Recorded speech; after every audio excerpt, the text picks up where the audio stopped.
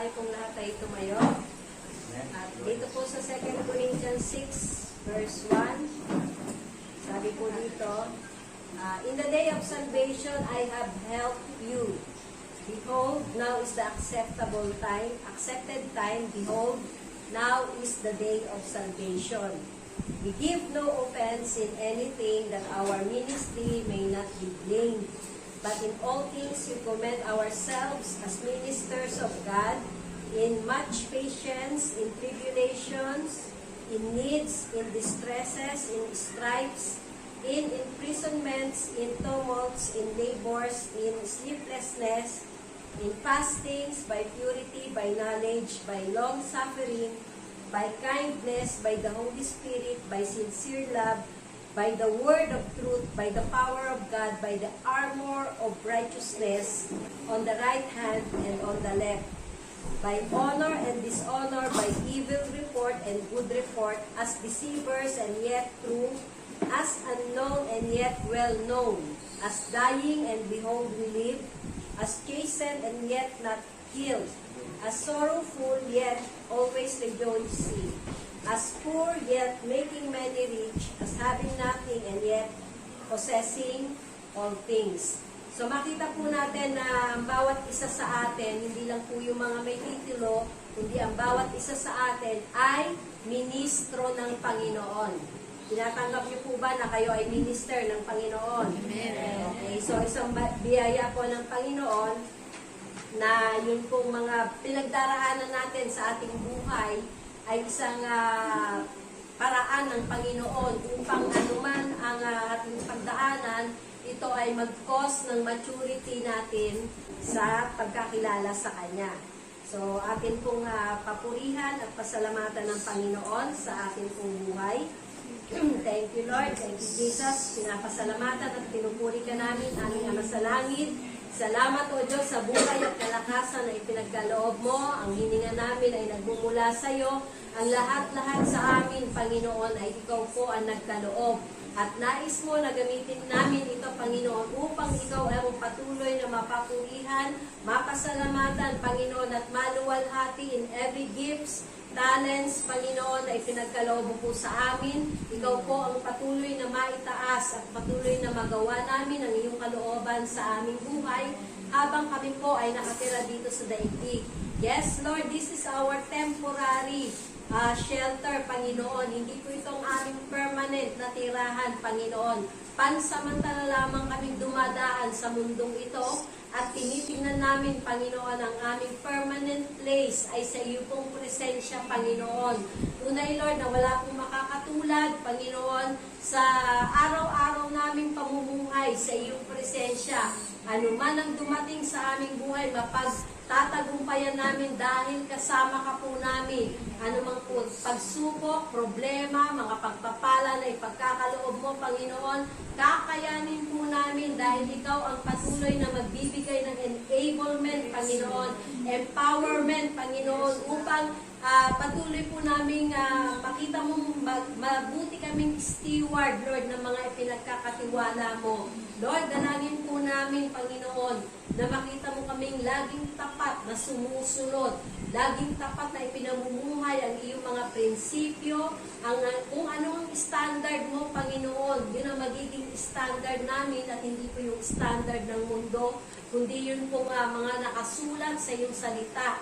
Dahil, Panginoon, ang iyong salita, Panginoon, ang gabay sa aming buhay, anumang season ng aming buhay, paano maliit kami, hanggang sa ngayong nasa middle age kami, hanggang sa pagtanda namin, Panginoon, ang iyong mga salita, ang patuloy kong gagabay, papatnubay, at patuloy kong magbibigay ng lakas, magbibigay ng sigla, Panginoon, ng kagalakan upang mapaglingkuran ka, Panginoon. Salamat po, aming Ama sa Langit, na patuloy mo kami binibigyan ng kagalingan. Salamat, Panginoon, sa hininga na nagmumula sa iyo. Thank you, Father God, sa mga mahal namin sa buhay, na patuloy po may mabuting kalusugan. At salamat, Lord, sa pagmamahala ng bawat isa. Tunay, Panginoon, we are here to serve you, Panginoon. at hindi po iserve ang aming sarili lamang, kundi Panginoon ang paglingkuran ng bawat isa. At nakita mo po ang pagmamahalan sa aming magkakapatid, Panginoon. And thank you, Father God, sa iyo pong mga lingkod na patuloy, Panginoon, na ginagamit ang lahat ng ipinagkaloob mo upang ikaw ang maluwalhati, maging ito ay sa pagtuturo, sa pagdilid ng mga awitin, ng mga tugtugin, Panginoon, at higit sa lahat, Panginoon, makita mo ang bawat isa sa amin na patuloy pong lumuluwalhati sa iyong dakilang pangalan. For you are worthy to be praised, you are worthy of honor, Panginoon. Walang makakatulad sa iyo, Panginoon. Kaya narito po, Panginoon, ang iyong mga anak. Tignan mo, Panginoon, ang laman ng aming puso at patuloy na linisin mo po ang bawat isa sa amin. Salamat aming Ama sa langit, malaya po kami makakalapit sa iyong harapan na wala pong guilt feeling. Dahil alam namin, the moment we confess our sins, you are faithful and just to forgive us our sins and to cleanse us from all unrighteousness, Panginoon. Tunay, Panginoon, na wala pong makakapanaig na kasalanan, Panginoon, sa buhay ng iyong mga totoong anak, kundi patuloy, Lord, na ang mabigyang kaluburan ka sa aming buhay, ang naisin po namin. Kaya salamat po aming Ama sa langit, you will reproduce, Panginoon, ang mga righteous people, Panginoon, dahil kailangan nito, Panginoon, dito sa daigdig. Especially, Panginoon, na nakikita na po namin ang iyong pong mga senyales ng malapit mo ng pagbabalik, Panginoon. Tunay, Lord, na hindi mo kami iiwan, ipababayaan. At salamat, Panginoon, sa blessed hope na patuloy po namin tinitignan, Panginoon. Thank you, Father God, na patuloy ka pong gagawa mula po sa buhay ng mga bata, ng mga kabataan, ng mga young couple, mga young professional, Panginoon. At tunay, Lord, na magawa po, Panginoon, ang kalooban mo, ang layunin mo sa buhay ng bawat isa. Salamat po, nakasama namin ang mga anghel na patuloy na magpupuri, pagpapasalamat sa iyo sa oras na to dahil hindi po namin pinabayaan ang pagtitipon namin bilang magkakapatid, Panginoon, sa iyong katawan. And thank you, Father God. Ikaw po ang maluwalhati sa buhay ng iyong mga anak, sa pangalan ng Ama, ng Anak, at ng Espiritu Santo. Amen. Magandang umaga po sa bawat isa. Lagi natin alalahanin na yung i-worship natin is King of Kings and Lord of Lords. Kaya harapat lang na yung the best worship ang may bigay natin sa Kanya. Amen? Amen, Lord.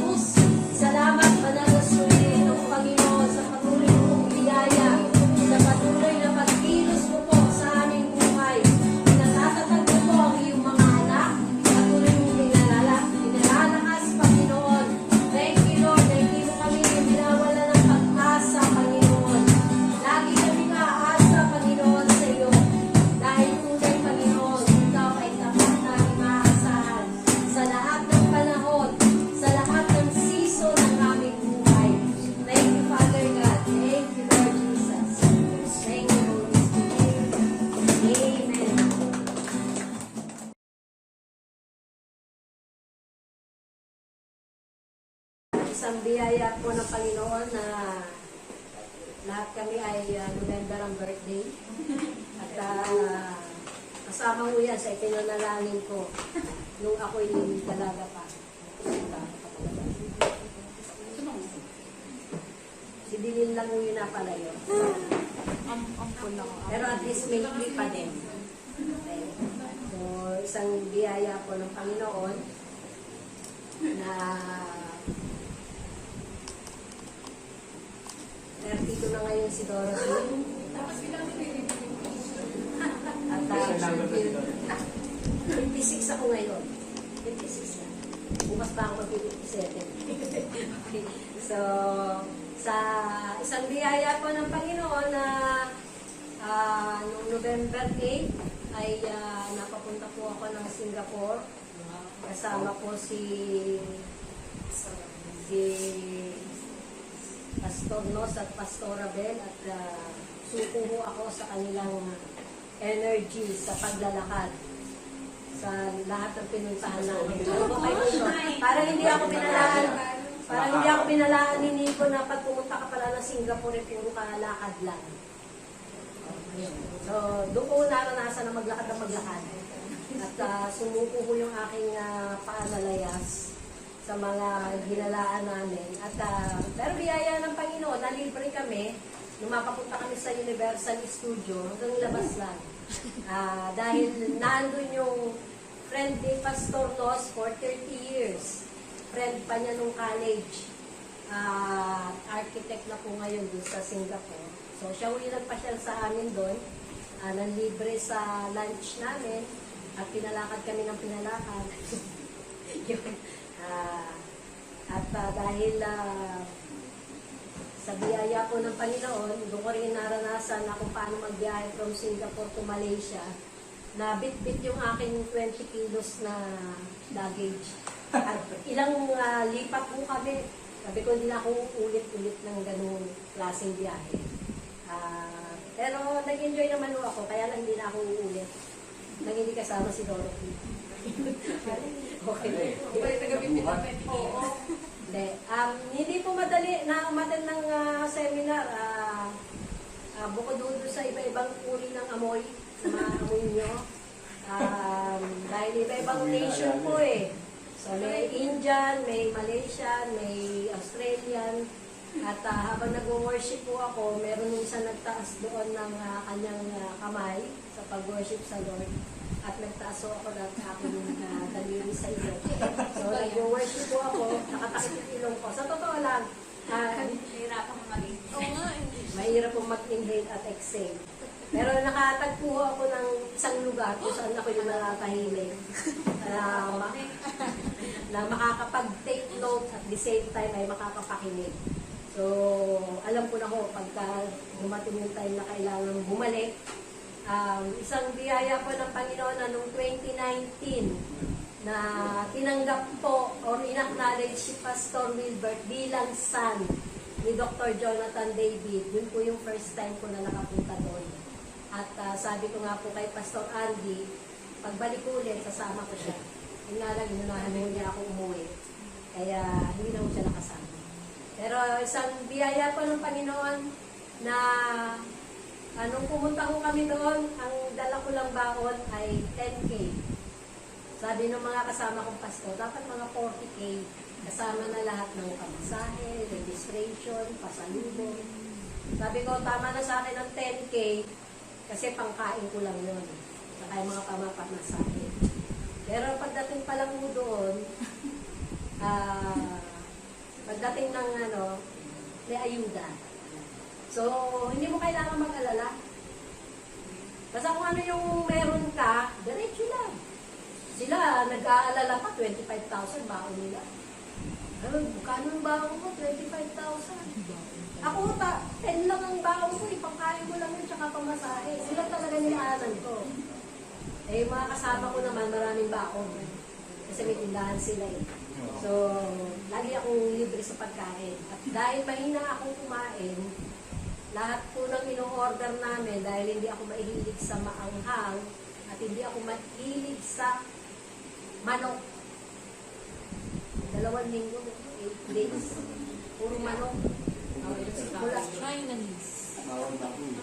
Ayun. At kailangan marunong ka ng lengguwahe nila. Pag take out, take away yun, sasabihin mo sa Malaysia. Sa Singapore din. Tapos, walang, pagka ayaw mo ng spicy, no chili. Kaya, so, yun yung mga ganong klase po. Kaya hindi madali ng magandang seminar. Akala nyo madali lang. Maghapon yun na nakaupo ka ron. So, isang biyaya po ng Panginoon. At sa umaga pong ito, isang 3 years ago, sabi nga po nung nagsimula po ang pandemic at November 2019, SARS, yan, COVID-19. Nung nagsimula po yun na November 2019, nung pong nag-start ang pandemic. At makita po natin na after po nung November 2019, nasaan na po tayo ngayon. Okay, so ano po yung what did we learn when the world was hit by pandemic?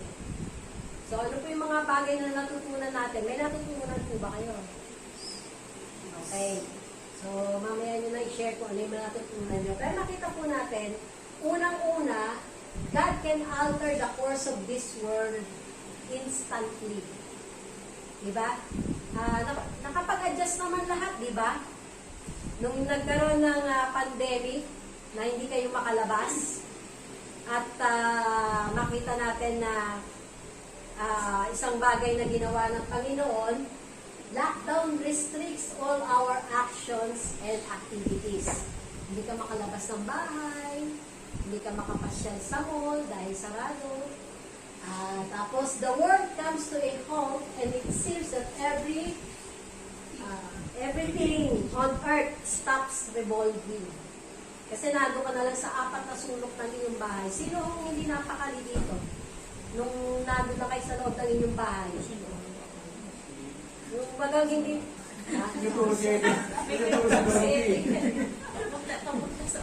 Kasi kaya ako tinuturo kasi labas ako ng labas doon dahil kailangan ko bumili ng gamot ni Pastor. Kami yung alay yun eh. Kailangan ko bumili ng gamot dahil linggo-linggo yun. 3,000, 1 linggo yun. Kaya nung nailagay na namin yung mga pagkain namin dito sa Lancaster, noon sa Lancaster, bago magdeklara ng lockdown, ito Dorothy, uwi tayo. Kunin natin yung stock natin doon muna tayo sa Baclaran. Dahil mas mabilis ang galawan sa Baclaran. Okay? So, pero makita po natin, anytime, kayang-kayang palitan or pahintuin ng Panginoon ang takbo ng mundo. At sana po natuto tayo. Nakapag-adjust naman kayo, di ba? Wala namang nabaliw dito sa atin. Nabaliw talaga eh. Hindi po, kasi po pagka may mga pagkakataon na hindi po kaya yung kapasidad natin mentally, pwede pong bumigay yan eh. Yung baga nasanay ka sa mga dati mong ginagawa, biglang nabago, biglang nagkaroon ng na-alter, yung nakasanayan mo na, at nais mo na yung dati mo pa rin ginagawa ang magagawa mo. Pero makita po natin kung paano sa isang iglap, sa isang pitik lang ng mata ng Panginoon, kaya niyang baguhin ang mga pangyayari sa buhay mo at sa buhay ko. Amen po ba? Amen. Then pangalawa, if God wants to take the attention of the people, it can easily be done. Saglit lang, di ba? Dahil sa sobrang sama na po ng tao, ng mga ginagawa ng tao, sa sobrang kasalanan na, isang pitik lang ng Panginoon, kaya niyang baguhin, kaya niyang patigilin, kaya niyang kunin yung atensyon natin pabalik sa Kanya. Ang tanong, bumalik ba ang atensyon niyo sa Panginoon?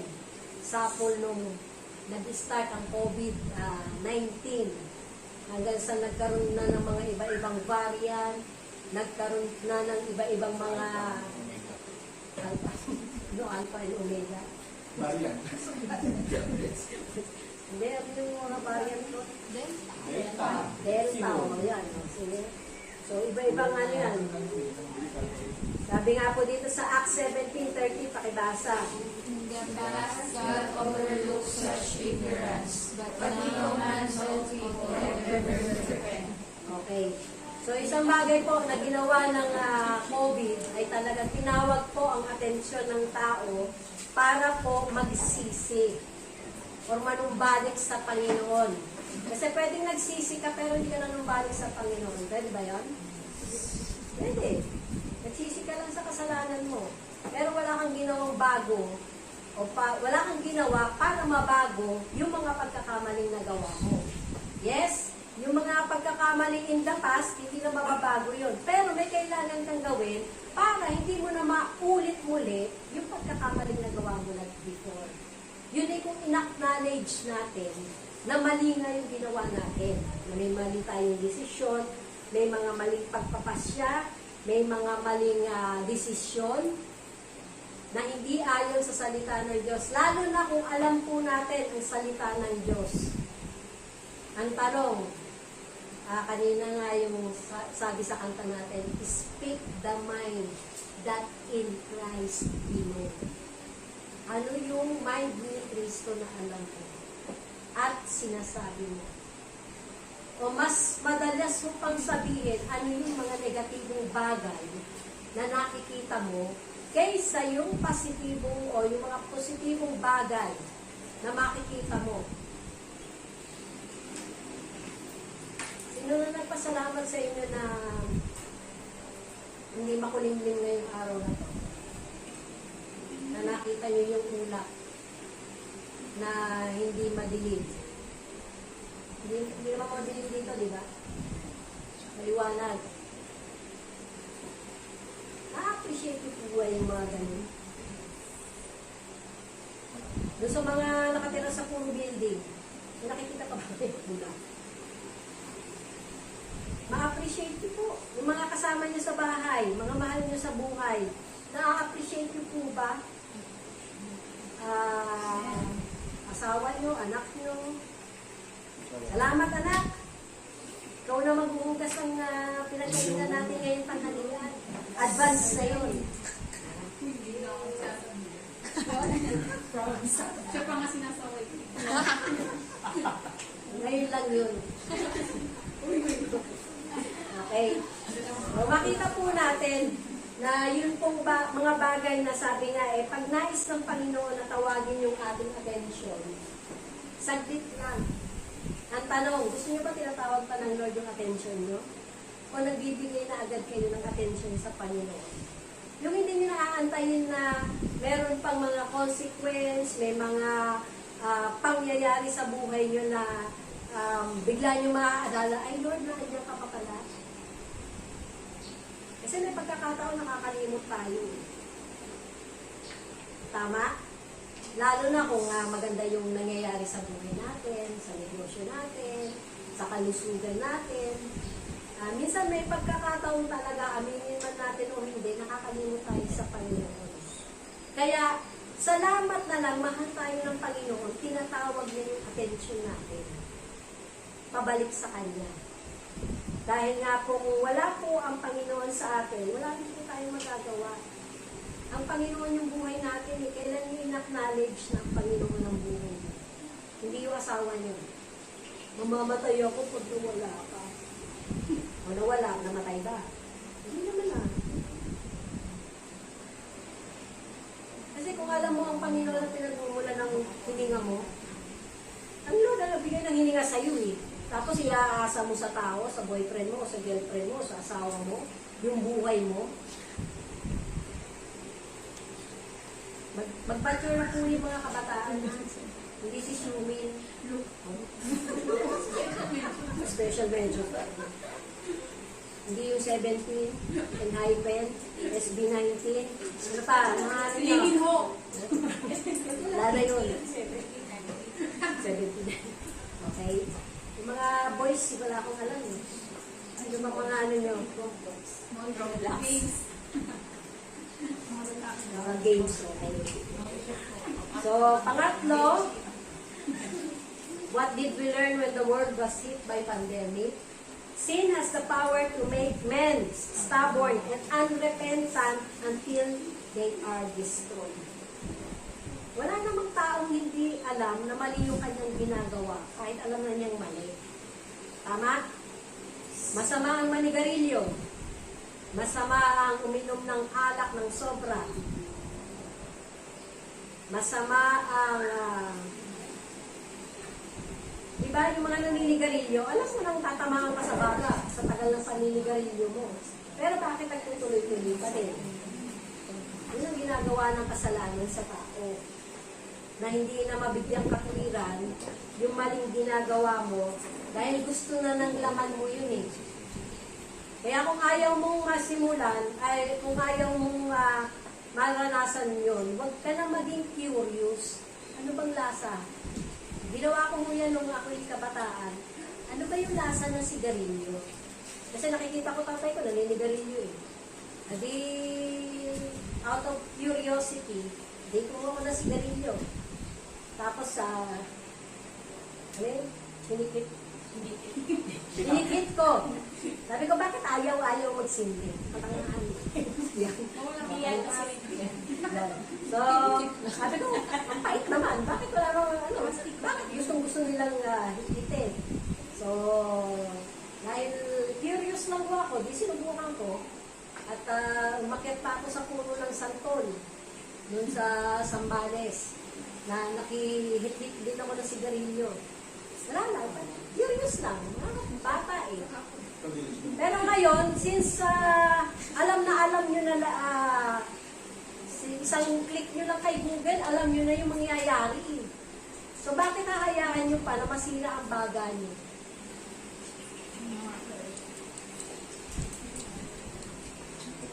Hindi lang mo yung sa paninigarilyo, yung pagpupuyat, pagkain na sobra-sobra, yung mga hindi dapat, diba? Ang hirap pong kumain ng hindi dapat. Mahirap kumain ng dapat kaysa sa hindi dapat. Tama? Mas mabilis kumain ng hindi dapat eh. Nung hindi healthy, kaysa dun sa healthy. Yan. Pagka nagpunta kayo ng Malaysia na wala kayong iba makakain kundi yung ano yung inihahain nila doon. Doon yung yan. Si Ate Wigna doon lumaki. Doon tumanda. Yan. Kabataan pa mo niya noon eh. 17? 19. Nagtrabaho mo siya doon. Kaya alam niya mo yung lasa ng mga pagkain sa Malaysia. At isang bilib ka lang doon, disiplinado yung mga tao, Singapore, Malaysia.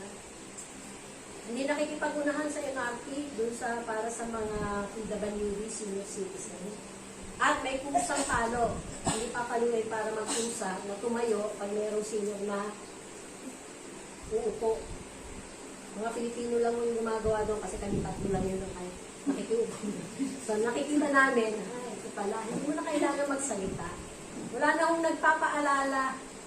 Kaya isang bagay na magandang maipatupad sa ating bansa, NACS. Yan eh, kung tayo mismo disiplinado na. At hindi po imposible yun. So, sin has the power to make men stubborn. At nakita po natin yan dito sa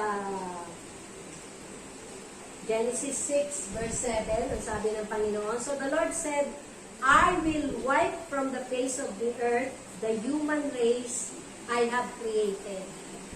Biro nyo dahil sa kasalanan ng tao, mismo ang Panginoon, siya na nagsabing iwa-wipe out niya ang tao na siya yung mismo na-create. And with them, ayan, ang daming patuloy. Pati yung mga animals, birds, and the creatures that move along the ground. For I regret. Nagsisi ang Panginoon that I have made them. At nakita po natin, Genesis 6:12, God saw how corrupt the earth had become, for all the people on earth had corrupted their ways. Sino nag-corrupt? Yung tao. Sino nagturo? Sino din? Wala naman nagturo sa tao para magkasala, di ba? Meron ba? Meron ba nagturo sa inyo para magkasala? May nagturo sa inyo para magsinungaling sa magulang nyo? Kumain ka na ba? Hindi pa po ako makain. Bigla may mga ano pa dyan sa bibig mo. Bakit ganon? Bakit ayaw nyo kamili na kumain na kayo? Sabi nga po, ang snack, pantanggal gutom lang yan. Hindi para busugin mo yung sarili mo. Kaya pati sa pagkain, kailangan disiplinahin ng mga Pilipino ang kanilang sarili. Pilipino lang talaga. Okay. So God said to Noah, I am going to put an end to all people, for the earth is filled with violence because of them. I am surely going to destroy both them and the earth. So make yourself an ark of cypress wood, make rooms in it, and coat it with pitch inside and out. This is how you are to build it. The ark is to be 300 cubits long, 50 cubits wide, and 30 cubits high. Every time na may gagawin pong judgment ang Panginoon, inihahanda niya yung kanyang tao. Even before magkaroon ng COVID, nakahanda na po yan. Inihanda na po tayo. Sino sa inyo dito yung may stock na bago pa mag-declare ng lockdown? Aminin nyo na. Umami na kayo. Diba? Mag-i-stock ka talaga eh. Ako, masasabi ko sa amin, nag-stock lang namin ngayon ni Dorothy, isang lata ng tuna. Yun lang po. At least may stock ako isang lata ng tuna, yung maliit lang siya. Yun lang mo ang stock namin sa bahay. Dahil inubusan niya lahat ng noodles. Pero hindi kami nag-i-stock kasi yung, sabi nga, yung nasa Malaysia kami, sabi, no, tataas na yung presyo ng sardinas. Sino na nag-stock dito ng sardinas? Hindi, wala kayong pang-stock ng sardinas. Anong stock nyo? Kusino, spam, mga social kasi. Yan, lalakas po pa man din kumain. Kami po ni Dorothy, hindi gaano lalakas kumain. Lalo na ako. Kaya yung sinaling namin ng Lunes, maabot pa hanggang kasunod ng Lunes yun. Di pa inakaw? Hindi, nakarep eh. Hindi ba, totoo yun. Lunes, di ba? Lunes yung nakakaya. O, libasa, di po kumakain. Okay? Pero ganun po. At yung pag-preserve din ng pagkain. Kung marunong po kayo, sabi nga si Ate Jeng, tinuruan ako. Pag mag-i-stock ka ng tinapay sa freezer, hindi sa ref, para hindi agad aamagin. Tapos pag nilabas mo yung tinapay sa freezer, pwede mo na kainin. Pagka medyo, na-thaw na. Hindi mo na kailangan initin pa. Yun. So, kasama po yun na tinuturuan tayo. At dito nga po, sabi dito sa Genesis 7:14-16, they had with them every wild animal according to its kind. Pag may pinagawa ang Panginoon sa atin, siguro gawin natin on time. Walang delay. Huwag niyong ipagpapabukas ang pagsunod. All livestock according to their kinds, every creature that moves along the ground according to its kind, and every bird according to its kind, everything with wings. So kasama doon yung manok, turkey, ano pa? Ano yung mga kinakain nyo? Okay. Pairs of all creatures that have the breath of life in them came to Noah, came to Noah, and entered the ark. The animals going in were male and female, so wala pong bakla. Sa mga hayop na pumasok. Of every living thing as God had commanded Noah. Then the Lord shot him in. The moment ang Panginoon na mag-shot sa iyo, hindi ka makakalabas. Gusto mo bang i-shut ka ng Panginoon? Baka kasi nung ka pa tinatawa, ayaw ka magpatawa. Deadma ka. Ngayon, pagka, sabi ko nga po isang bagay na makita po natin, the moment tatawagin ka ng Panginoon, maaaring hindi mo pa alam, pero mag-ano ka lang, sumunod ka lang, dadali ka ng Panginoon dun sa talagang destiny mo. Sa mga nakakwentuhan ko po, dun sa mga lingkod ng Panginoon, ang daming tumatakbo.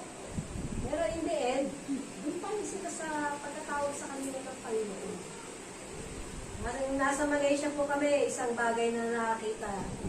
Yun pong nangyari dun sa Taguig. Yung dalawang kabataang nagpakamatay. Member po nung isang SCD pastor yun, yung aking ginagawa ng tinutulungan ng sa SSS niya. Businessman po yun, may refilling station, water station. Tapos, gusto niya kunin yung naihulog niya sa SSS. Hindi ko siya umabot nung 120 contribution. Sabi ko, kunin niyo na lang, i-withdraw niyo na lang yung contribution niya, total yung senior na kayo. Member po niya yung dalawang nagpakamatay. At yung isa lang doon. So, at wala naman daw pong foul play. Nagkaroon ng depression. Kaya wag niyo pong sasabihin kilala niyo ang Panginoon. Pero kung hindi kayo marunong magsabi ng mga niloloob niyo, hindi nyo nilalabas nyo lang. Ibig sabihin, kaya po may small group, kaya po kayo inilalagay sa small group, para po yung hindi nyo masabi sa magulang nyo. Pero kung hanggat maaari, mga anak, kung meron kayong pagsasabihan, unang-una yung magulang nyo. Pag may asawa na kayo, yung asawa nyo syempre. Tama, Dilin? Parang taskilay lang. Maging open po kayo sa mga mag-asawa. Walang ligman. Walang taguan. Okay? At maganda po sa mga kabataan, kahit mga young professional, pagka medyo masyadong mabigat na yung inyong dinadala, huwag nyo na antayin yung bumigat. Yung magaan pa lang, matuto na kayong sabihin. Para na ipapanalangin na, nabibigyan na ng advice. Kasi may mga pagkakataon naman, sinasabi nyo lang, pero hindi kayo handang makinig sa advice. Basta lang, maisabi nyo lang. Gusto nyo lang mailabas.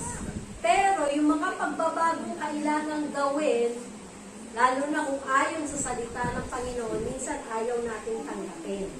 Kaya kahit na sinabi nyo yan, wala akong magagawa. Kung hindi nyo alam na sundin ang mga payo na binibigay.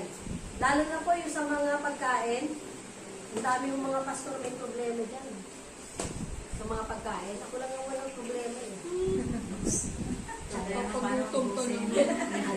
Yung problema ko paano ubusin kasi laging ang dami kong tira na mismo sila hindi na maubos dahil ang daming serving. So yung mga malalakas kumain, punta kayo ng Malaysia at Singapore, ang dami nilang serving. Baka maganda suka na kayo doon pagka. Yan. So yung pong makita natin. So isang makita natin Genesis 7, 17 to 21, at 22. For 40 days the flood kept coming on the earth, and as the waters increased, they lifted the ark high above the earth. Bago pa magkaroon ng baha, hindi pa naman uso ang baha nun eh. Hindi nga nila alam yung baha. So, pinirepare na ng Lord yung arko. Siya nagbigay ng kung paano itatayo yung Noah's Ark. At alam naman po natin na lampas pa dun sa Mount Everest. Tama po ba? Yung nung bumaha, talagang yung arko ay umabot pa hanggang sa Mount Everest. At 150 days na nanatili yung flood doon po sa lupa. So, pang-apat, may kasama nga yan. So, what did we learn when the world was hit by pandemic? When judgment comes, God provides a place of protection for those who live in righteousness. So, makita po natin kay Noah and his family. Genesis 7:23. Every living thing on the face of the earth was wiped out, people and animals and the creatures that move along the ground and the birds were wiped from the earth. Only Noah was left and those with him in the ark. Tanong, kung ikaw nung panahon yun nabubuhay at hindi ka sumama kay Noah, palagay mo buhay ka pa? Di marunong. Bukod sa wala pang salbabida no. Ayan. Kasi may mga pagkakataon naman habang tinatayo yung ark, hindi pwedeng hindi nag-preach si Noah dyan eh. Magsisi na kayo, manumbalik kayo sa Panginoon. And even sa panahon natin ngayon, may mga sinasabihan tayo, may nakikita tayong mali ang ginagawa, pinagsasabihan ba natin? Wala akong pakialam dyan. Ayaw naman yung makinig. Tinry mo na ba?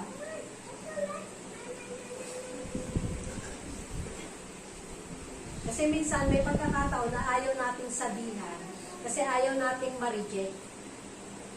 Pero the moment na yung udyok sa'yo ng banal na spirito na pagsabihan mo, gawin mo.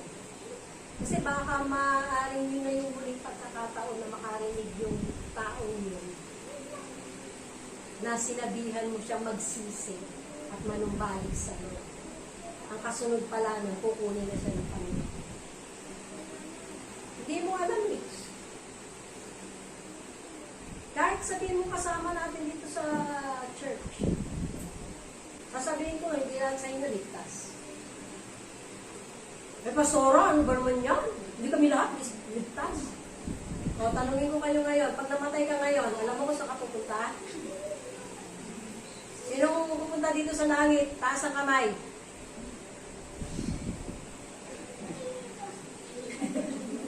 Sigurado kayo? Yes. O, yung hindi nagtaas, yung sigurado. Ay, Erin, yan. Dagal-dagal din. Maaaring nagtaas kayo ng kamay, pero hindi kayo sigurado. Kaya nga, napaka-importante po, anytime, pwede tayong kunin ng Lord eh. Atakihin ka lang dyan eh. Sino marunong mag-revive dito sa atin? Elise? Kaya mo na? Hindi pa? Basta pag may natake dyan, mayuhin nyo lang yung bibig. Siguraduhin nyo lang tama yung pagkabayo nyo ha. Kasama po yan na kailangan na inaalam natin. Pero yung pong kasiguraduhan na anytime na kunin tayo ng Panginoon, sigurado tayo, alam natin kung saan tayo pupunta. Dahil alam natin, pansamantala lang ang pamumuhay natin dito sa mundo, temporary shelter lang. Temporary lang. Saglit lang tayo dito. At narito tayo para iserve yung purpose ng Panginoon. Bakit ka narito pa hanggang ngayon? Bakit hindi ka kinuha nung nag-start yung COVID? O anong purpose ng Lord sa buhay mo? Para iserve yung plano mo? O yung plano niya? Hanggang kailan yung plano niya sa buhay mo? Hanggang kailan mo susundin? O yung gusto mo pa rin yung nasusunod sa buhay mo? So isang biyaya po ng Panginoon, kung si Noah at ang kanyang pamilya ay niligtas niya, meron pa rin pong place of protection na ibinibigay ang Panginoon. Sa mga Israelita, sabi nga po, in the place of Goshen in Egypt. Genesis 45:10, you shall live in the region of Goshen and be near me, you, your children and grandchildren, your flocks and herds, and all you have. At makita po natin, yung Psalms 91, ito yung spiritual place ng Panginoon sa atin. Nung nag-start po yung pandemic. Pastora, makatapos naman na yung pandemic. Eh. Sigurado kayo? Evil days are ahead of us. Piniprepare tayo ng Panginoon. Mas may malala pa. Especially kung ay aware kayo dun sa prophetic word na hanggang 2034. Yes, nasa open heaven tayo ngayon, pero hindi lahat. Hindi lahat namumuhay sa open heaven. Ngayon, pag natanong nyo, bakit ako hindi namumuhay sa open heaven? Hindi sa Lord po ang may diferensya. Nasa sa atin din. Paano natin tinatanggap yung kanyang word? Paano natin yung pinamumuhay? Yung kanyang mga prinsipyo? At makita po natin na yun pong nais ng Panginoon, yun pong Psalms 91, yung ating Goshen. Makita po natin, whoever dwells in the shelter of the Most High will rest in the shadow of the Almighty. Sino nakakapag-rest dito sa shadow? Di ba makakita ka lang ng puno? Lalo na pag mainit, doon ka lang sa shadow. Doon ka magtatago. E kapahingahan ka. Oo, nawawala yung ano eh. Hindi ka naiinitan eh. Kaya kahit gaano kalaki o kaliit yung pinagtaguan mo, basta may shadow, isa nga, shadow nga ng tao yung pagtataguan mo eh. Di ba?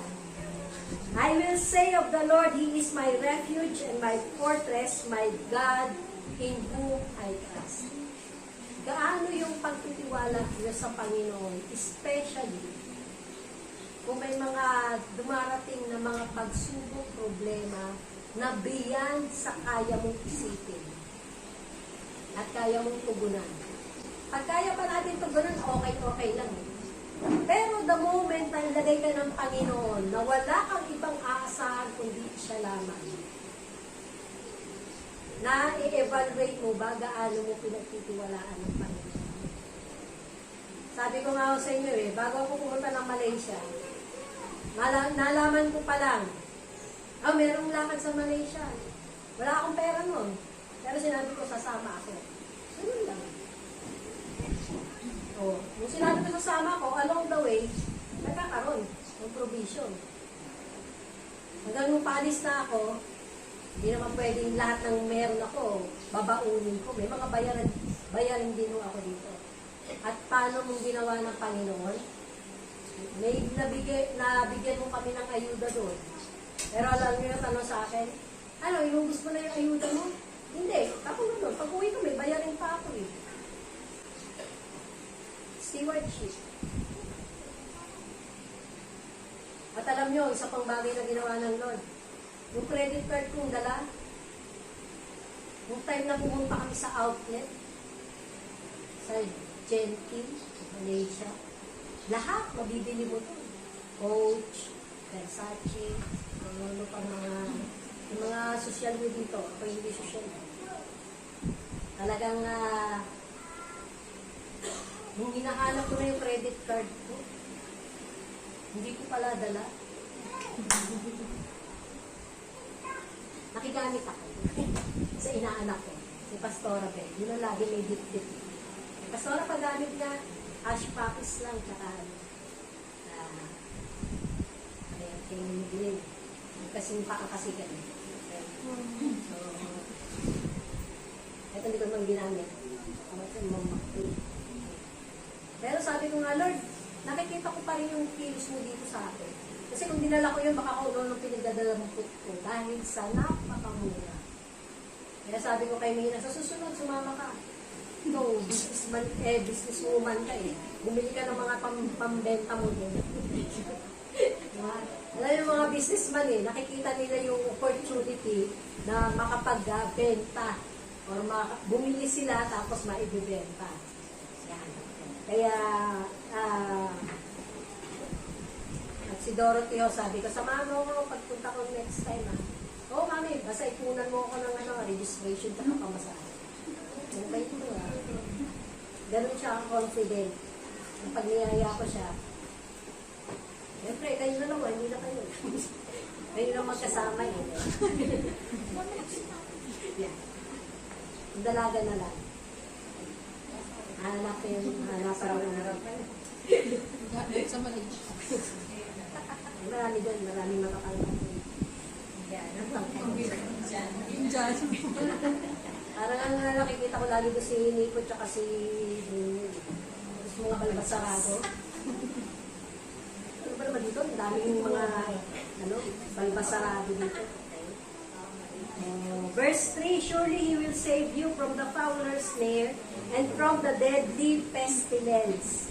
He will cover you with His feathers, and under His wings you will find refuge. His faithfulness will be your shield and rampart. You will not fear the terror of night. Sino dito yung takot pag gumabi na? Lalo na pag ngayong panahon natin, alas 6 pa lang, ibang yung dilim. At sabi ko nga si Dorothy, kung umuwi ho yan, 10:30 ng gabi. 10:30. At wala namang naglalakad dun sa may subdivision namin. Hindi bukod tangin siya. Ha? Kasi yung mga e-bike, wala na rin doon na. Pero isang bagay po, hindi ko ako nag-aalala. Kasi sabi ko nga, nung malaman ko yung ministering angels, na yun po yung kanilang trabaho sa atin na mga iniligtas ng Panginoon. Hindi na ako nagtatanong sa Holy Spirit. Holy Spirit, saan ko na ilagay ito? Ministering angels, pakitulong nga saan ko na ilagay ito. Alam ko na kung kanino ako hihingi ng tulong. Kasi ang Holy Spirit, tagapagpaalala kung ano yung kinain natin. Ano yung salita niya na patuloy natin pinanghawakan, pangako niya, yun ang ipapaalala niya. Pero yung mga makakalimutin ka lang kung saan mo pinagtatago, mga bagay-bagay, lalo na pagka nagkakaedad na. Pero kung meron may mga kabataan ba dito makakalimutin? Kabataan ka pa? Ayaw talaga umami. Yung 35 daw wala na. Ganon. Hanggang 35? Oh, kasama doon sa in-encourage sa amin noon ni Dr. B na sa mga merong may mayoma, yung kanyang napangasawa po, sinabihan siya ng doktor, pwedeng hindi kayo magkaanak, hindi siya pwedeng magbuntis dahil marami siyang mayoma, nakakalat sa sinapupunan. Pinabayaan niya yung doktor. Nakasal siya. At nakalima pa. Paglabas pa lang ng unang anak, andun na lahat ng mga bukol. Kasama lang lumabas. Ganun ang pagkakilala niya sa Panginoon. At isang biyaya po ng Panginoon na narinig ko kay Dr. J.D. Jonathan David. Nanginginig ho siya eh. Pagka nakikita ko siya nanginginig, naalala ko si Pastor. At hinahawakan ko nung asawa niya yung kamay niya. Pero alam niyo po yung sabi niya, meron akong grace to suffer. Kasi ilang taon na rin yung kanyang Parkinson's disease. Kaya wag niyo pong ano'y na meron kayong sakit. Ako 46 years na po yung katawan niyo. May diabetes. Pero nung narinig ko po yung grace to suffer, hindi ko madaling magturok 4 beses isang araw. Mag-testing ng blood sugar mo 2-3 beses sa loob ng isang buwan. Gastos. Lalo na kung bibili ka ng sensor para patapat mo na lang ganun. Gasa na agad. Hindi po madali. Pero nung marinig ko po yun na yung biyaya ng Panginoon kahit nagsasuffer. Hindi naman sinabing pag ipaligtas ka, wala ka ng suffering. Pero magpasalamat po tayo dun sa biyaya ng Panginoon na nakakayanan natin, ano man yung pinagdaraanan natin, dahil po dun sa grasya niya na ipinagkakaloob sa atin. Verse 7, 1,000 may fall at your side, 10,000 at your right hand, but it will not come near you. You will only observe with your eyes and see the punishment of the wicked. If you say, verse 9, the Lord is my refuge and you make the Most High your dwelling. Okay? So makita, if you say, yan. Ayun, nagdadalagay. So, if you say, the Lord is my refuge, pag sinabi mo, ang tanong, sinabi mo na ba? Tuwa ka, palibasa di ka tumipiyok. Ganon.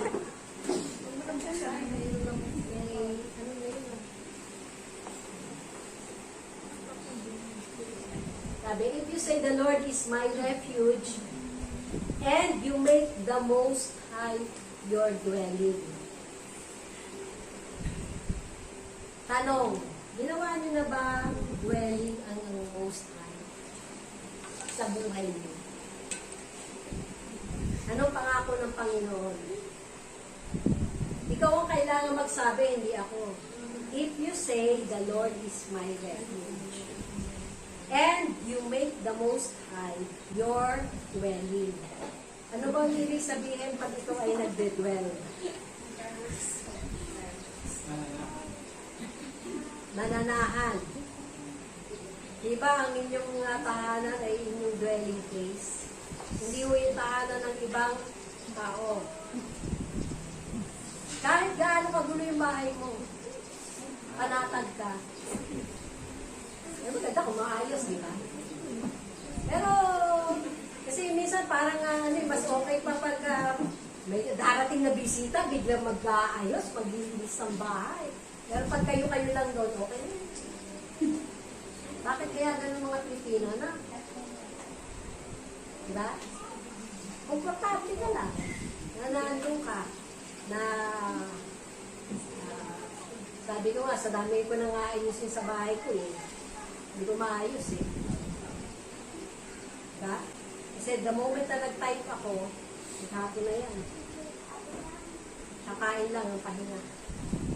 Wala nang tulog-tulog yun. Yan. So, no harm will overtake you, no disaster will come near your tent. For he will command his angels concerning you to guard you in all your ways. They will lift up their hands, so that you will not strike your foot against the stone. Ito po makita natin, the Lord is my, if you say, ang tanong sinabi niyo na ba, Lord, ikaw yung refuge ko. At sa iyo lang ako magdudwell. Sa presensya mo lang, Panginoon. Ano man ang mangyari? May problema man, walang problema. May pagsubok, walang pagsubok. Sa iyo pa rin ako magdudwell. May exam, walang exam. May kailangan akong harapin. Harapin na temptation. Kung a-attend ako ng concert ng 17, walang enlighten. Nakapag-ipon na ako ng 3,000. At nakikipag-coordinate pa ako kay Ate Dorothy kung hindi kami o hindi. Matanda na mo yan, kaya hindi mo. So makita po natin, kung ang Panginoon ang ginawa nating kanlungan, ano man ang mangyari, payapa ka. Hindi ka matitinag, anumang pagsubok o pagpapala. Huwag niyong isipin na pagsubok lang ang pwedeng makapagpatumba sa inyo, pati pagpapala. Lalo na kung hindi mo alam i-handle. Kaya may mga pagkakataon yung mga pagpapala, hindi pa binibigay ng Panginoon eh. Marami na pong na-scam.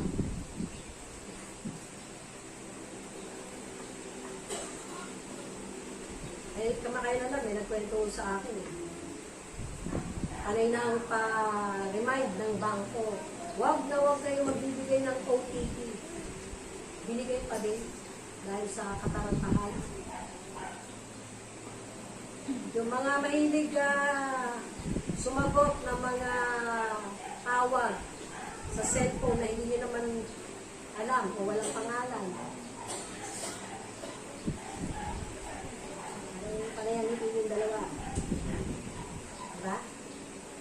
Ganun lang.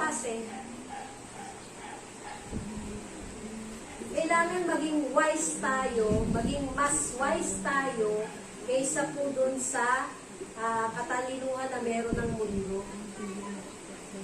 Doon tayo natatalo by default. Ang dami na po. Kahit mga pastor na scam. Dahil lang dun sa mga maling may mga pagkakataon, ayaw humingi ng payo dun sa mga marunong. May mga pagkakataon naman na nagdesisyon ng hindi nila alam. Napakahirap pong magdesisyon, lalo na pag wala kayong alam sa isang bagay. Alamin nyo muna, matuto muna kayong magtanong. At magtanong kayo ng tamang tanong. Hindi yung maling tanong. Hindi yung tanong na gusto mo lang marinig yung gusto mong sagot. Kasama po sa wisdom niya ng pagtanda. So, verse 14, because He loves me, says the Lord, I will rescue Him. So, kung alam ng Panginoon na mahal mo siya, i-rescue ka niya. I will protect Him, for He acknowledges my name. He will call on me, and I will answer Him. I will be with Him in trouble. I will deliver Him and honor Him. With long life, I will satisfy Him, and show Him my salvation. Tanong, pag kayo ba nananalangin sa Panginoon, ina-expect nyo sasagutin kayo? Salamat doon sa tatlong sigurado na sasagutin sila ng Panginoon pag sila tumawag sa Lord. Aminin ba natin o hindi, nananalangin tayo, hindi natin ina-expect na sasagutin ng Panginoon the way na gusto natin sagutin niya tayo. Gusto natin yung sariling paraan natin yung sagutin. Panginoon, pahingi ng pera. Bagsakan ka dyan ng 1 milyon. Eh, tignan ko na kung kaya mo sa binagsakan. Sa wag lang Maria. Ngayon, base na yung pahingi ng pera, bigla puro bibente kayo. Kailangan specific no? Okay? Yung mga ganong klase ba? Yung tanong, kailangan mo na ba? Bakit ka humihingi? Bakit ka humihingi ng pera? Saan mo gagamitin? Sabi ko nga, hindi kayo bibigyan ng Panginoon ng mga material na bagay na hindi mo kaya i-handle. Kaya hindi pa binibigay, hindi mo pa kasi kaya. Maging faithful ka sa maliit. Kung hindi ka pa faithful sa maliit, hindi ka bibigyan ng Lord ng malaki. Prinsipyo mo yan. Sino na dito ang bayad na sa Christmas party, sa Thanksgiving party? Mamaya. Naka. Hanggang December 3 kasi. Ayan. Hanggang sa December na yan. Wala po kasi last week. Kaya mamaya, magbigay na kayo kung may pangbigay na. Parang dalawa lang kami ni Anet na nagbayad. Magbigay na ako. Yes. O kami dalawa lang na. At least may 100 na kami ni Anet. Long payment pala. O 300 kasi. So kasama na po yun na ating pinag-aandaan sa ating pong pagpapasalamat sa Panginoon. At yun pong long life na nais ng Lord ay pagkaloob sa atin. Tanong, satisfied ba kayo sa buhay na meron kayo ngayon? O hindi pa? Parang ang hirap sagutin, ano? Kung satisfied na o hindi. Ate Jane, hindi pa satisfied. Na pang ginagawa. Okay. So kasi yung purpose ng Panginoon sa buhay mo, hanggang hindi mo nagagawa yung purpose ng Panginoon sa buhay mo, hindi ka talaga masasatisfied. Laging may kulang, laging may vacuum din sa puso mo. Pero the moment na natapos mo na, alam mo nang nagawa mo yung assignment na pinapagawa sa iyo ng Panginoon. Lord, anytime, kunin mo na ako. Mas maganda yung uuwian ko. Mas maganda yung bahay ko. Mas gusto ko sa piling mo. Sabi nga ano ba ang buhay ng tao? 70 to 80? Anong klaseng buhay? Puro hirap, puro pasakit, puro sakit. Napakaganda po na merong ano ba yung napakinggan ko sa Pinoy MD? Nasa 90s. Ang lalakas pa, walang maintenance. Dahil sa kinakain. So, panglima na natutunan natin. What did we learn during the pandemic? God wants us to dwell in Him. He who dwells in the shelter of the Most High will abide in the shadow of the Almighty. I will say to the Lord, my refuge and my fortress, my God in whom I trust. So, dwell means return, abide, remain, or stay. Sino dito nga ayaw mag-stay sa bahay nila? Lalo na pag namin yung tatay at nanay nila. Mga kabataan, mas gusto nyo nag-i-stay sa bahay niya pag wala tatay nanay niya, no? Sagot. Ayaw umamin, no? Bakit kaya? Sabi sila pagbarasi. Nagagawa nyo yung gusto nyo? O may disiplina pa rin kayo kahit wala yung mga magulang? Si Pastora Bel at Pastor No, sa monitor kasi doon sa kanilang 4 na anak. At isang bagay po na sabi nga niya, yung panganay niyang anak na driver na din, sabi niya, hindi ko ita kayang paaralin ng gusto mong kurso. Ngayon, sa advertising kasi yung gusto niya sa magastos.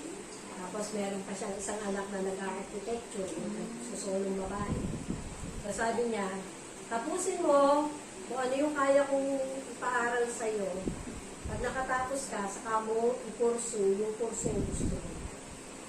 Bahala ka na rin mag-sustain o mag-provide dun sa kurso yung gusto mo. So, ganun yung kanyang kondisyon sa kanyang mga anak. Pinapahirapan ba niya yung kanyang mga anak? Ginagawa lang kung responsable. Kasi kung makikita nyo yung potential, skills, talents, gifts na ibinigay sa inyo ng Panginoon at bata pa lang kayo, alam nyo na kung paano i-monetize yan. Sandaan, isang drawing ni Lele. O, diba? Ito pa yata ako sa iyo.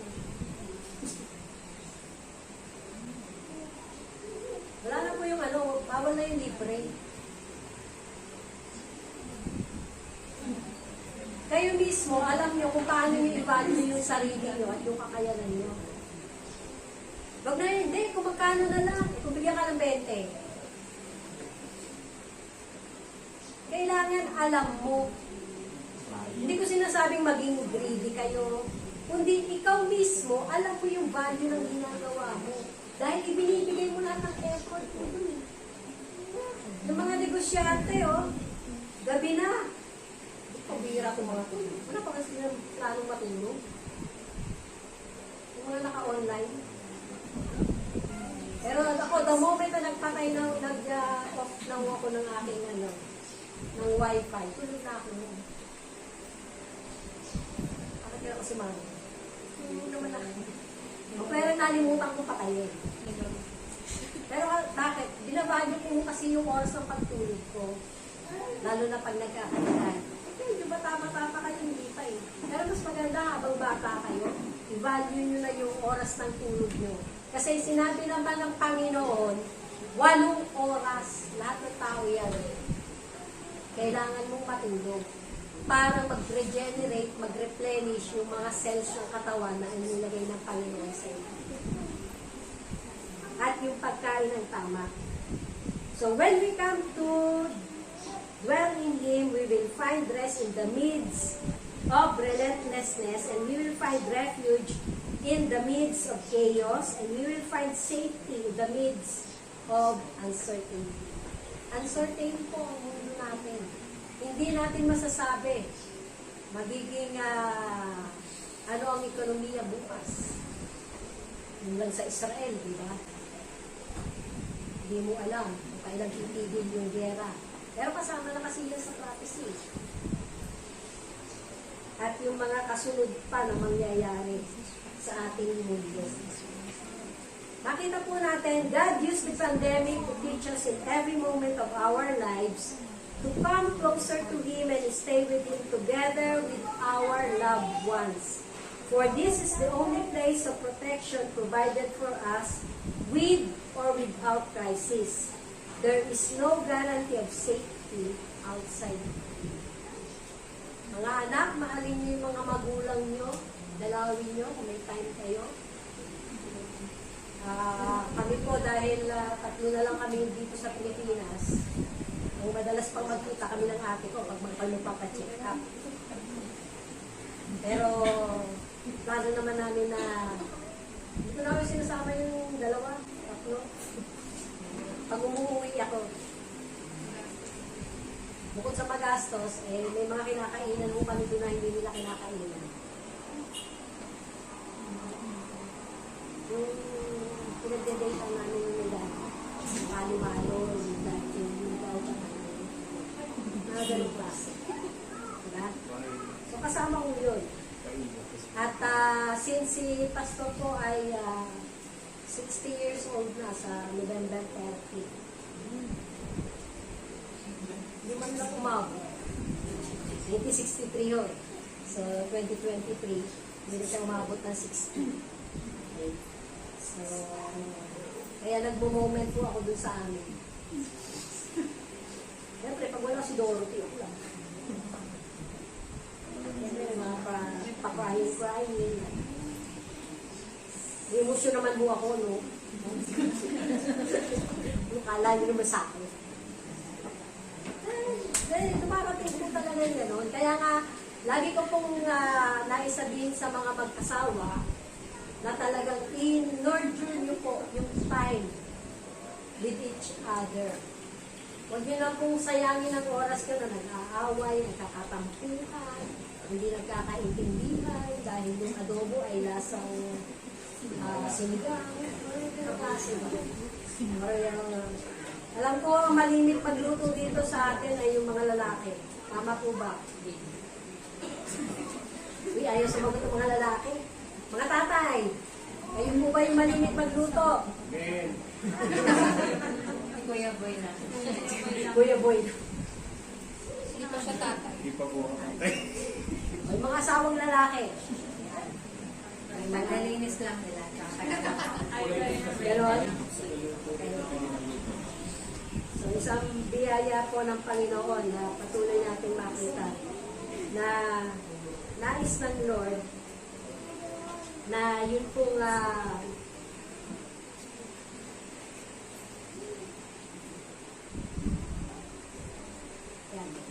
yun pong yung blessing ng pagdedwell sa Panginoon ay maranasan po natin at patuloy pong ma-enjoy ang kanya pong presensya. Kaya mo sa 30.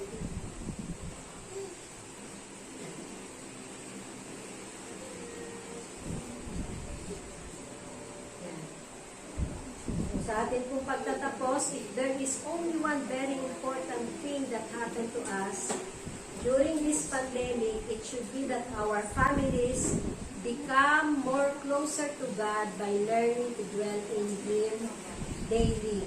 Kaya napaka-importante po yung ating daily Bible reading, family altar. Kaya nga family altar, buti nga kayo may family. Ako minsan, ako lang mag-isa. Okay. So, pero bakit napakatamad po na mag-picture? Di ba minsan pag, sinimulan na natin noon nag-picture. Hanggang kala muna na wala na yung picture. Kahit nakanganga kayo, nagtukantok na, wala nyo, basahin yung picture ko. Pero bakit hindi na nag-picture? Bakit kinalimutan nyo na na mag-picture. Kasama po yun, sabi nga, isang bagay na itinuro ni kay Pastor Wilbert ng Panginoon nung mag-start yung pandemic, tinatawag po ulit yung mga pamilya sa family altar kasi may kanya-kanya na tayong buhay, may kanya-kanya ng ginagawa. Pero yung pagbabalik muli sa pagiging isa, kung paano lumaki po ako na sa relihiyosong pamilya, yung rosary, pagro-rosary gabi-gabi. Yung sa ulado mo yung panalangin, Ginoong Maria, napupuno ka ng grasya, ang Panginoong Diyos ay sumasayo, bukod kang pinagpala sa babaeng lahat. Pinagpala naman ang iyong anak na si Jesus. Santa Maria, ina ng Diyos, panalangin mo kaming mga kasalanan. O doon nagiging accurate na, Santa Maria, ina ng Diyos, ipanalangin mo kaming mga kasalanan. Ang nananalangin po sa ating kasalanan si Jesus. Sa Hebrews, siya yung nag-i-intercede para sa atin, hindi si Maria. Pero naging religious nga tayo eh. Pinalakihan natin yun at hindi natin nakalimutan. Kahit yung mga kanta nung araw, huwag naman yung mga kanta nung 1960s at 70s, alam ko kaya yan yung pagkatay yun. Kinakanta ko namin yun pag kami mga Christmas party, mga pastor. Dahil magkakaibang edad din kami. So kasama ko yun. At nagsasayawan mo ng reggae, ng salsa, hindi alam yun. Sarsa. Hindi salsa. Sarsa. Sila lang po yung sasayawan. Kung nakikinuha. Okay? So, isang bagay po na makita natin na sana po natutunan natin. At tatlong bagay po na tinuro ng Panginoon. Hindi ba?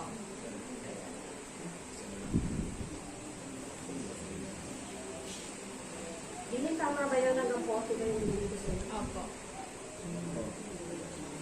Okay. So, unang-una, yung tinuro ng Panginoon, during the pandemic, God has taught us that the size and beauty of our church building do not matters to Him or on how many ministries do our churches participate in. He is concerned in how strong our churches are.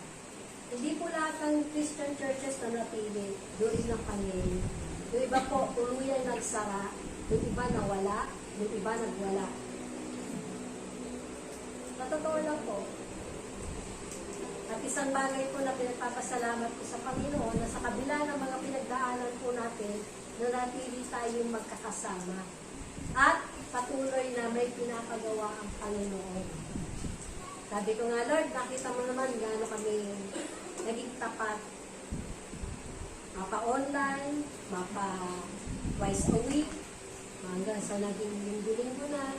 Pero kung may pinagagawa ka pa, Panginoon, salamat na patuloy mo kami bibigyan ng lugar. At isang bagay po na natutunan ko, yung hindi gaano karami na meron na tayong pondo eh. Simulan natin kung ano yung meron tayo at tignan natin kung paano ipoprovide ng Panginoon yung mga kulang pa. So, kasama po yun na pinakita ni Pastor Nos yung JFBC dining na worth 6 million pag natapos. Pero ngayon, ang pera nila, 1 million pa lang. Isang bagay pa sinabi ni Pastor Wilfred, simulan mo. Huwag ka magsisimula kung kailan buo na yung pondo. Simulan mo kung ano yung meron ka ngayon. Maaaring kayo, baka sinasabi ng Lord, kung ano yung sisimulan nyo, simulan nyo na kung ano meron kayo ngayon. Then tignan nyo kung paano ipoprovide ng Panginoon kung ano man yung kulang. Hebrews 12, 26-27. Yumanig noon ang lupa na magsalita ang Diyos at ngayon ay nangako siya. Minsan po pangyayanigin ang mundo, pati na rin ang langit. ang katagang minsan pa ay nagpapahiwatig na aalisin ng Diyos ang lahat ng nilikhalya na nayayanig para manatili lang mga bagay na hindi nayayanig. Kaya po lahat ng mga nasi-shake, yung kung mga hindi nananatili, aalisin ng Panginoon. Pero yung kung mga nananatiling matibay, kahit na sa kabila ng mga ligligan, ay mananatili po yun. Sabi nga po, shaking is one of the ways God uses to test the strength of the church. What remains after the shaking will reveal the strength and greatness of the church. So makita po ng Panginoon, pag tinignan ba ng Lord ang JFBC, gaano katapat, gaano hindi na shake, gaano na natili yung mga dito lang talaga. Sabi nga po alam ng Panginoon kung sino yun sa Kanya. Kaya wala pong worry kung may nagpapaalam, aalis. Okay lang po. Alam ng Panginoon kung sino yun dito at sino yung mananatili. Pangalawa, sa tinuro ng Panginoon, the condition of the church during the lockdown shows the quality of work of its pastor leader. Hindi lang po ako. Kasi kung hindi po sumama yung elders and core, hindi po kakayanin yung trabaho. Pwede nga lang mo mag-retire na eh. Hindi ko para maghanap ng asawa. Okay lang. Plano ka, wala. Ikaw lang may plano, wala. Okay lang. Masarap mabuhay ng okay. If the church is struggling to survive, it is weak. But it is strong if it continues to survive, flourish, and operate in high visibility and maximum impact. Hindi po nais ng Panginoon na tayo-tayo lang. Pag tinitignan ko ang church, Las Piñas, Cavite, may Molino, may General Trias, may Tansa. Bakit kayo nilagay ng Panginoon dyan? Kasi may gagawin ng Lord dyan. At kayo yung ipinuwesto, kayo yung strategic men and women of God. Kaya kayo nandiyan sa lugar na yan. Ang tanong, willing ba kayong gamitin ng Panginoon? Si Pastor Erwin, may plano po na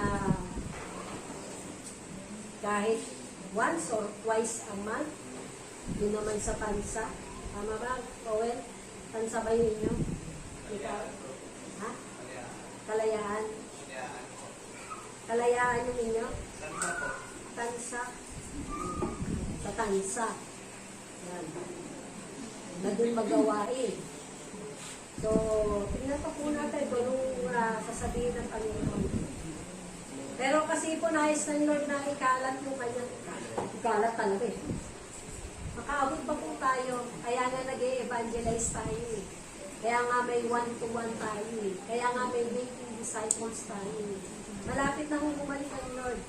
At hindi po niya hayaan na tayo-tayo lang. Nais po niya na patuloy na go and make disciples of all nations, teaching them lahat ang itinuro ng Panginoon. Ang tanong, natutunan na ba natin yung tinuro ng Lord? Kasi kung di ba natin natutunan, hindi natin pwedeng ituro siya.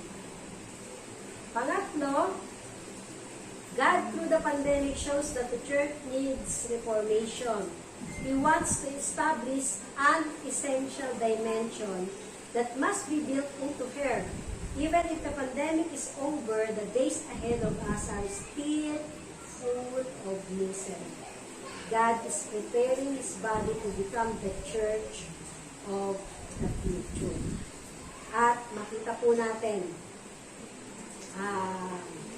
the second coming of the church is about the church of the future. It is the church where God has built essential or spiritual dimension in His body during pandemic. This spiritual dimension is what will make the church highly visible, unstoppable, and uncontrollable. At makita po natin whatever crisis hits the earth, it is the church that will continue to rule and reign. It is the kind of church that will advance the kingdom of God until all the kingdom of this world will become the kingdom of our Lord Jesus Christ. Ano, handa na po ba kayo maging Church of the Future? O Church of the Present Future? Mas matindi po ang demand sa Church of the Future. Ito po yung church na hindi nagko-compromise sa kanila pong pinanindigan na mga prinsipyo ng salita ng Diyos.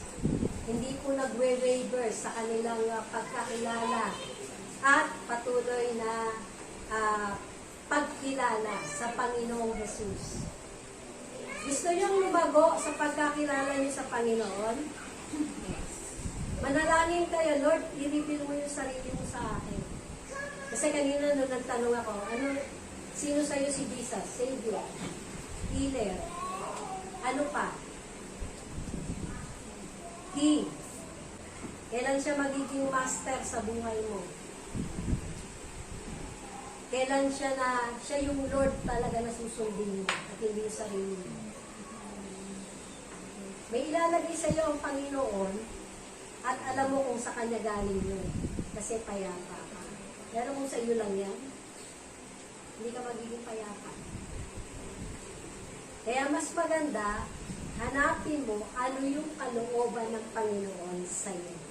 Walang sablay yun. Kung paano nilikha tayo ng Panginoon, kilala na niya tayo, anong magiging ano tayo sa hinaharap. Perfect na yung will ng Panginoon. Ang tanong, na-access ba natin kung ano yung gusto ng Panginoon sa atin? O inuna muna natin yung ating sarili, saka natin hinahanap yung kanyang kalooban. Mas maganda po, hanapin niyo agad yung kalooban ng Panginoon at the moment na makita nyo, sundin nyo na agad. Matuto po kayo kung ano ang itinuro ng pandemic sa buhay po natin bilang isang iglesia. At maging handa po tayo maging Church of the Future. Amen po ba? Amen. So, tayo po'y manalangin. Aming Ama sa langit, salamat po, Panginoon, sa buhay po ng iyong mga anak. At tunay, Lord, makita mo po, Panginoon, ang bawat isa sa amin ay natuto sa mga bagay na itinuro mo during ng pandemic. Salamat, Panginoon, sa mga pagsubok na aming pinagdaanan, maging ito sa aming kalusugan, sa aming kabuhayan, Panginoon. At salamat, Panginoon, na hindi mo kami iniiwan ni pinababayaan. Hinahayaan mo kaming matuto, Panginoon. Kung nakikita mong teachable kami. Pero kung meron pong matigas ang ulo, dalangin ko na mangusap ka at patuloy na palambutin, Panginoon. At makita po niya na ang plano mo, ang iyong mga salita, ang higit na makapangyarihang makakagawa sa kanyang buhay upang patuloy na mai-align sa gusto mong lakaran, Lord, ng bawat isa sa amin. Salamat po, aming Ama sa langit, na patuloy, Panginoon, na makita mo ang Jesus the Faith Builder Church na nananatili, Panginoon, na tapat, sumusunod, at ginagawa ang iyong kalooban. Bawat isa sa amin, ginagawa ang assignment na itinawag mo po sa amin at patuloy na mag-reproduce ng mga manggagawa, Panginoon, that will make disciples, Panginoon. Kaya salamat po sa buhay ng bawat isa at ikaw po ang maluwalhati. Pagbuklurin mo, Panginoon, ang mga kabataan sa pag-ibig at pagkakaunawaan. Salamat na gagawin mo po silang model, Panginoon, sa kanilang mga guro, maging sa kanilang mga kaklase. Ang mga young professional, Panginoon, ang righteousness ang patuloy mo kung makita sa kanila at mag-stand sila, Panginoon, sa kung ano ang tama, Panginoon. And thank you, Father God, na gawin mo po kami pagpapala sa aming community. Salamat, Panginoon, that we will rule and reign dahil ikaw po ay kasama namin at ang iyong mga salita ang patuloy na ipinamumuhay namin. Pagpalain mo po ang bawat isa na mabuting kalusugan. Salamat, Panginoon, na hindi mo kami iiwan, ipababayaan, Panginoon. At patuloy na ang biyaya mo ay sapat na laging sumasagana sa buhay ng bawat isang sumusunod, nagpapasakop at patuloy pong sumusunod sa iyong kalooban. Pagpalain mo po ang bawat isa sa pangalan ng Ama, ng Anak, at ng Espiritu Santo. Amen.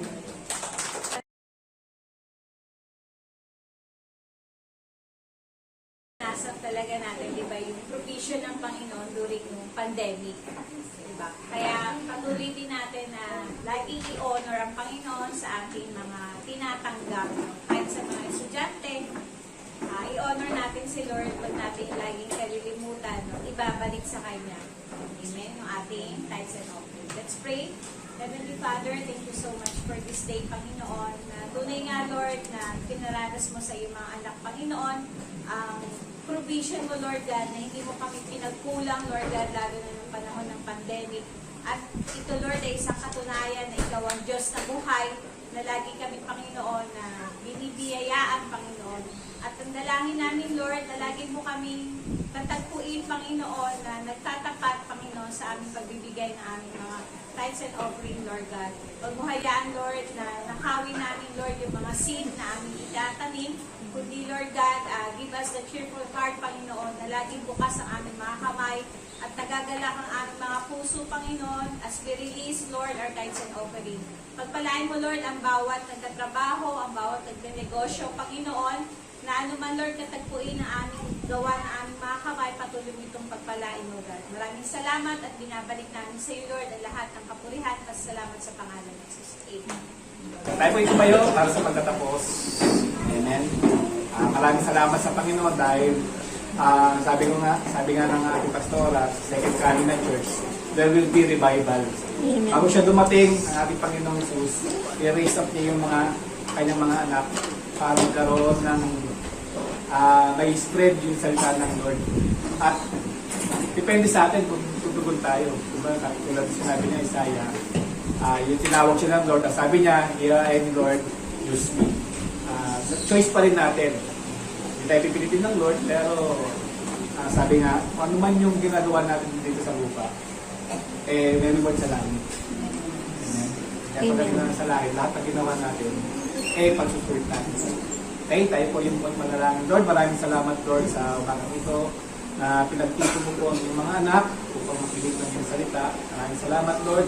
At lahat ng aming na-receive, Lord, ay magawa namin ito, malakaran namin, Lord. At maraming salamat sa iyong banal na Espiritu na tumutulong sa amin upang magkaroon kami, Lord, ng strength at lakas, Panginoon, upang malakaran namin ang tama, Lord, ang iyong mga prinsipyo. Bless the Lord ang bawat isa, pagpalain mo, Lord, ang bawat pamilya ng dito, Panginoon, ang bawat tatay, nanay, Lord, ang bawat mga anak, sa mga apo, Lord. Bless mo rin po, Panginoon, ang ating mga trabaho, Lord. Ingatan mo kami sa aming mga trabaho, Lord. Magkaroon kami, Lord, ng pag-asa, Lord, sa iyo. At maraming salamat din, Lord, sa mga negosyo, Lord, na binigay mo po sa amin, Lord. Maraming salamat Lord, sa pagpapala. Thank you, Lord. Ikaw po may taas, Lord, sa aming buhay. Gamitin mo kami, Lord, maging daluyan, Lord, ng iyong pagpapala at ng iyong kaligtasan, Lord, sa ibang tao. Maraming salamat po. Ito po ang aming samot lang sa tayo, pangalan ng Jesus. Amen.